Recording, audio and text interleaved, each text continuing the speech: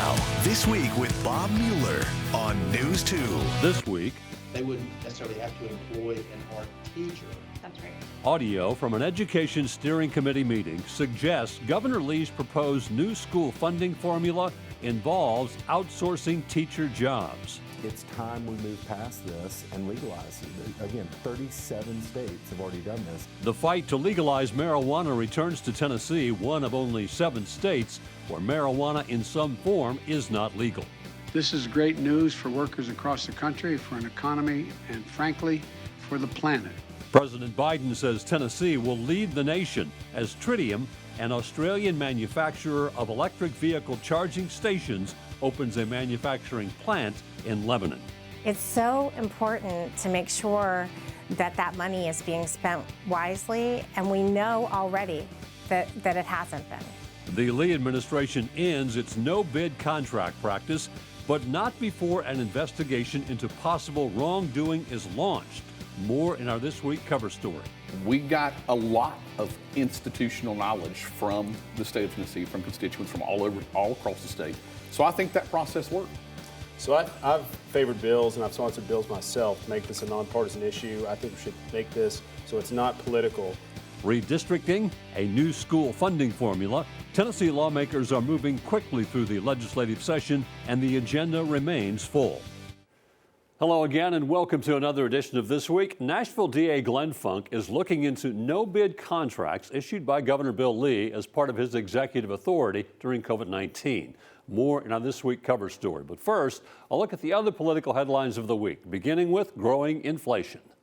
With inflation at a 40-year high, Americans are feeling the pinch of higher prices and everything from groceries to gas to rent. I have noticed all of my fun money has gone to food, gone to just normal everyday things I need to live. The gas prices are through the roof. The government's consumer price index rose 7.5% in January from a year before, the highest level since 1982. And inflation is becoming more widespread. Strong consumer demand combined with pandemic-driven supply shortages driving up the price of goods, while services and housing costs are also surging. Rent has went up a lot. The average American household now paying $275 more a month for the same goods and services than at this time last year. This furniture store in North Carolina forced to pass on higher costs to consumers. Our main vendor, they recently extended a 6% surcharge to us.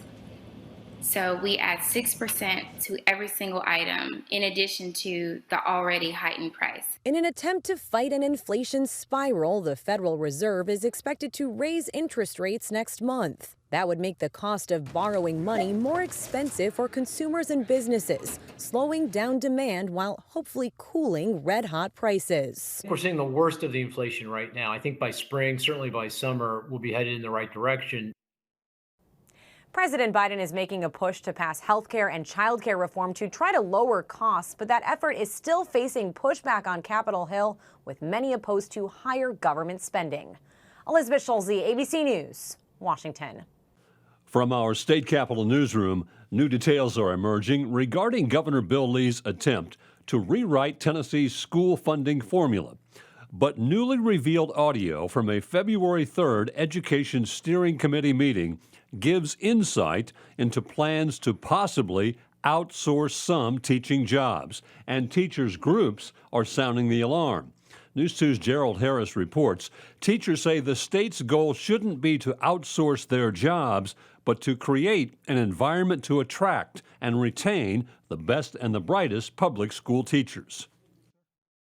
Governor Bill Lee and Education Commissioner Penny Schwinn are moving full steam ahead to make reforms to school funding in Tennessee, but teachers are cautioning those in power to not rush. We have to slow down and get it right. Focus on the attempt to reformulate school funding comes as Education Commissioner Penny Schwinn floats outsourcing some teaching jobs to private companies. The district could contract with a local nonprofit to do and provide the art. Yes. The district. Absolutely. Right? Absolutely. So that you could create the discussion was around public-private partnerships. Where could you look and find partnerships? So in its essence, you could double your money. During a February 3rd Education Funding Steering Committee meeting, Schwinn revealed new details on how the state could attempt to look to private businesses to take on teaching roles. They wouldn't necessarily have to employ an art teacher. That's right. They could provide the art curriculum by partnering with a third party. That is 100% accurate. It's a funding plan, not a spending plan. Teachers aren't happy with the vague ideas coming from Tennessee's leaders. The idea that just anybody can step in off the street and do what educators do is, quite frankly, it is insulting, it is disrespectful, and it's one reason that we are seeing educators so demoralized and thinking about leaving the profession.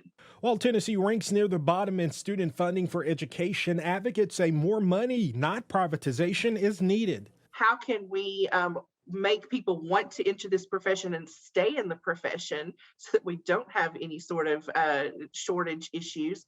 But two, how can we support the schools right now with providing the resources that they need? Let's not talk about outsourcing as the solution. Let's get to the heart of the problem and address that.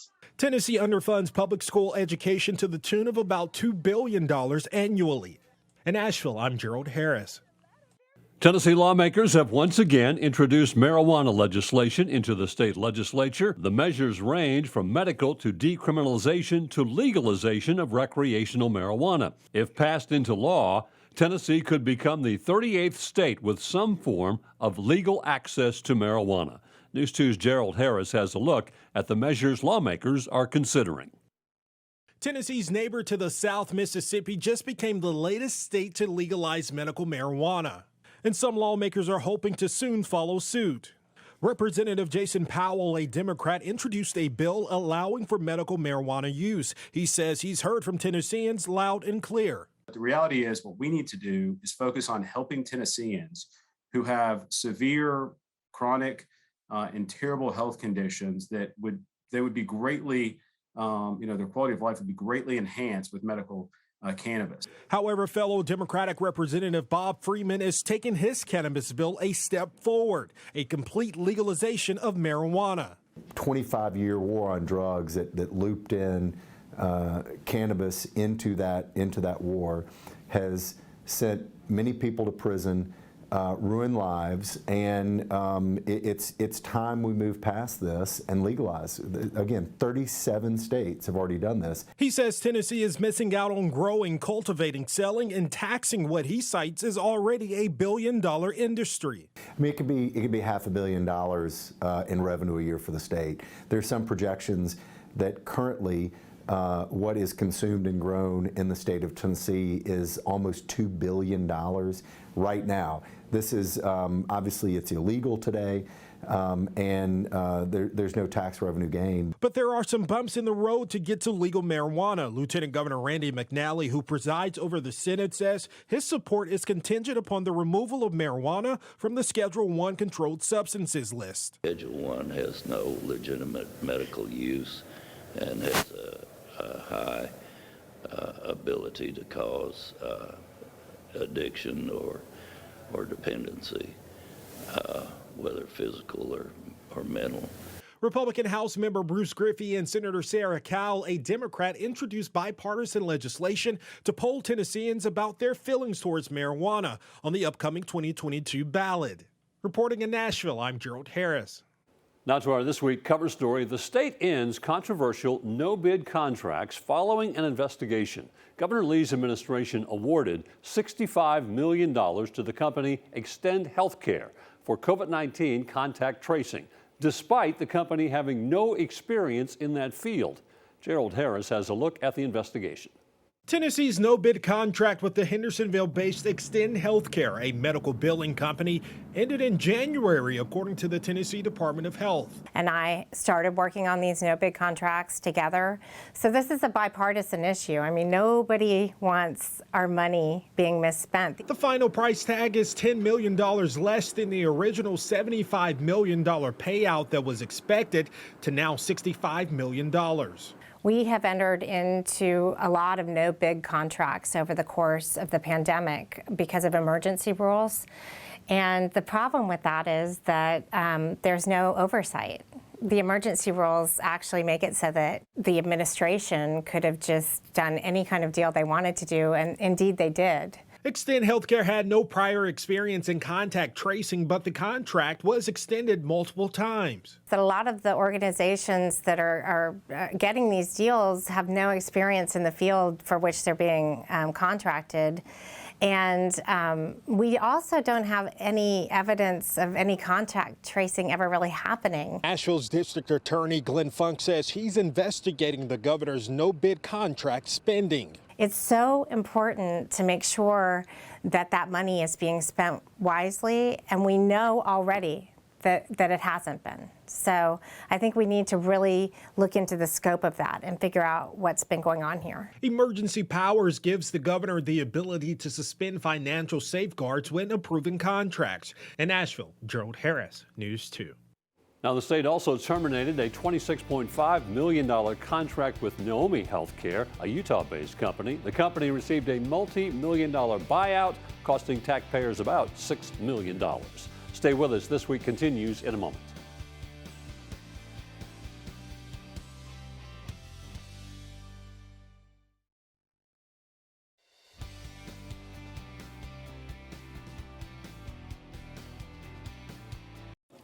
Welcome back to This Week. I'm pleased to be joined by two friends from the state legislature, Democrat from Nashville, Jason Powell, Republican from Goodlettsville, Johnny Garrett, and also the majority whip in the House. Welcome, gentlemen. Nice to see you both. Thank you, Bob. The Thank you for being legislature in full speed. You're doing a lot of work. You both have issues we want to talk about a little bit later. I want to talk about starting with what you've already done, redistricting, and not necessarily whether you like or dislike. We know there's going to be disagreements over it, but the process itself.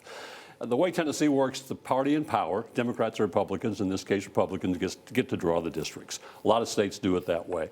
And let's be honest, the party in power draws the line so that they keep the party in power. And the people who are in those lines, that tends to be secondary. Would it be better, 9 states do independent, bipartisan, nonpartisan committees to choose the way the districts are drawn? Would that be a better way to represent the people of Tennessee?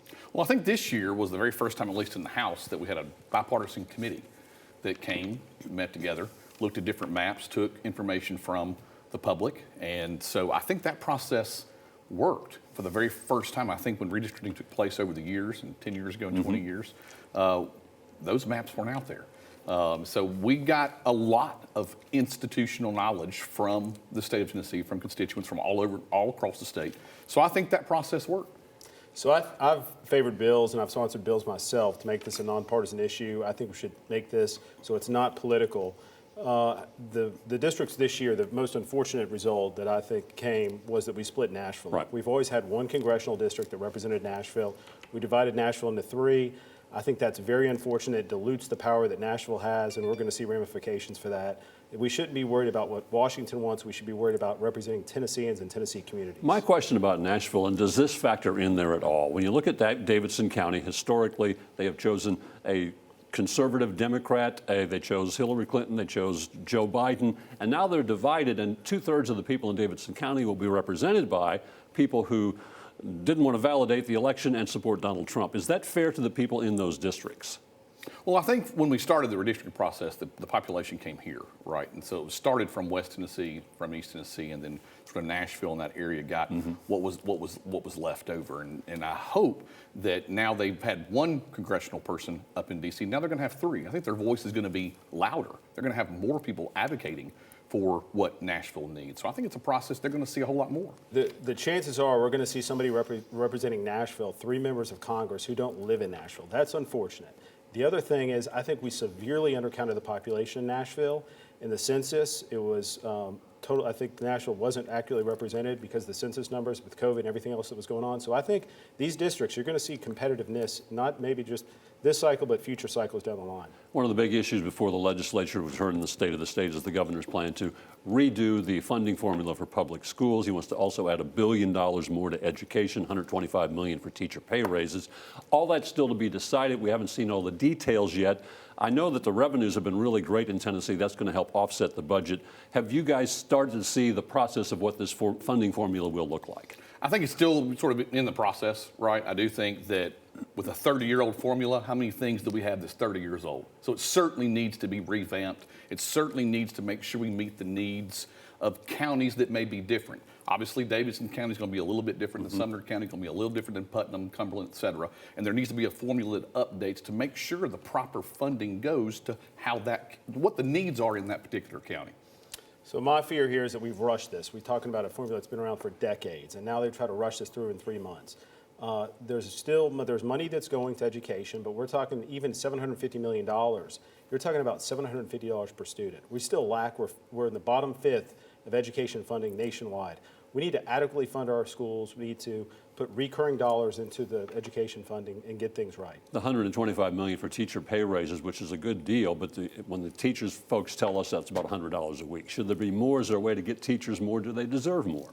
We hope there's more. Under the basic education program, which is what is now, that is basic, right? Counties go above and beyond that, and sometimes the monies that we try to put aside for teachers don't always get to them. Under this new formula, we're hoping that it will, that it'll be mandated that if you're going to have to get a teacher's raise, and we ask for that and vote, which I believe is something that Jason and I could agree on, that our teachers do deserve more pay. Under this new formula, we hope that money will actually get to them. I hope the money ends up in teachers' pockets. Right now, as it stands, I think you're going to see a lot of out-of-state interest. They're looking to get this through charters, through vouchers, and let's hope the money stays in our public schools, goes to our teachers, and gets to the students that are most in need. Last year, the governor proposed a voucher program. The courts are deciding if there's some concern this new formula could end up being a disguised voucher program. Do you believe that? I do not believe that, no. I think, yes, the devil's in the details. We'll find out soon. Tell me about Noah's Law. You are backing Noah's Law. This is a way to increase and improve the Amber Alert system. This child was abducted by his father. It was 10 days before the Amber Alert was issued. Thankfully, he was recovered safely. But how do you want to improve the law? Well, hopefully we're making a prong. The prong that was difficult to prove was the imminent danger, right? That's a fact-based, intensive approach for police officers to make that particular determination before that prong is met. In this particular case, in Noah's case, he was already in court system. He already had a petition filed. So what this bill is hopefully going to do to assist the judge to say if that parent, if the non-custodial parent does not bring that child back within 48 hours, that child's automatically in danger. So hopefully that'll satisfy that fourth prong, where we won't have to wait 10 days for that Amber Alert to go off. Is that going to be, you have support for your bill? I think we do. We're still crafting some of the language, but I mean, I can't imagine anyone that would be opposed to that, that would assist our law enforcement officers to make that call. Medical marijuana, once again, before the state legislature. If it went to the vote, the polls show it would pass by about 80%, but there's still those in the legislature or the governor's office who don't want to do it. That's right. The people want it. It's time for medical cannabis in Tennessee. We've seen a record number of cannabis pieces of legislation that have been filed this session. Specifically, what I propose is a constitutional amendment that would then put this before the voters. I also support other, in a bipartisan fashion, piece of legislation for medical cannabis. We need true medical cannabis in our state. We're getting left behind once again, and it's time to help those people who are suffering the most. Jason Powell, Johnny Gary, have come back with more to talk about, but that'll do it for this edition of This Week. Thank you very much for your time. Thank you. Stay with us. This Week does continue in a moment.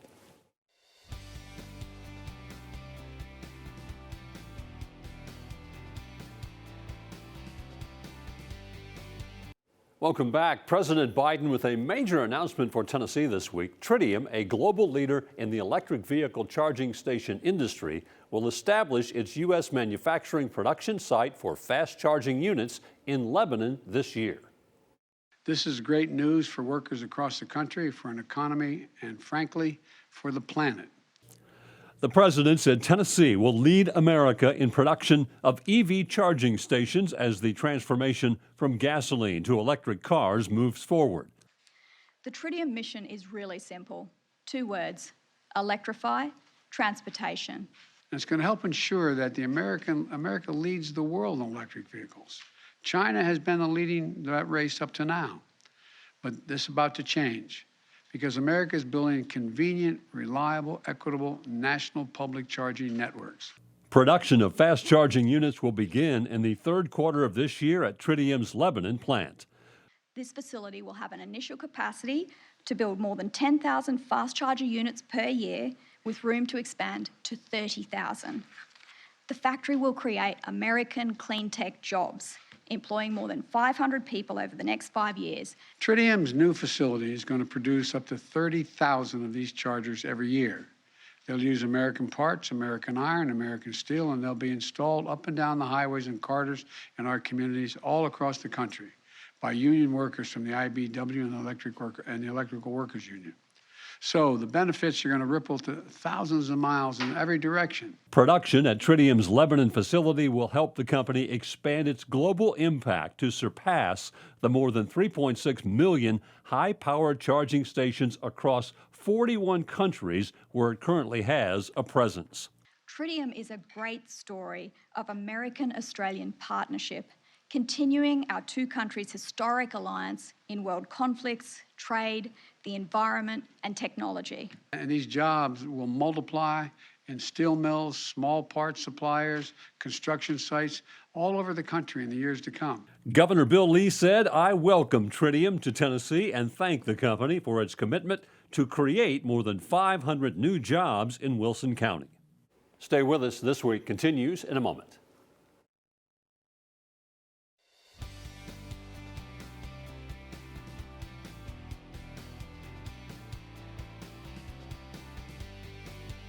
Thank you for spending part of your weekend with us. That will do it for another edition of This Week. I do want to thank my guests, Representatives Johnny Garrett and Jason Powell. We hope to see you back here next weekend for another edition of This Week, and you have a great week.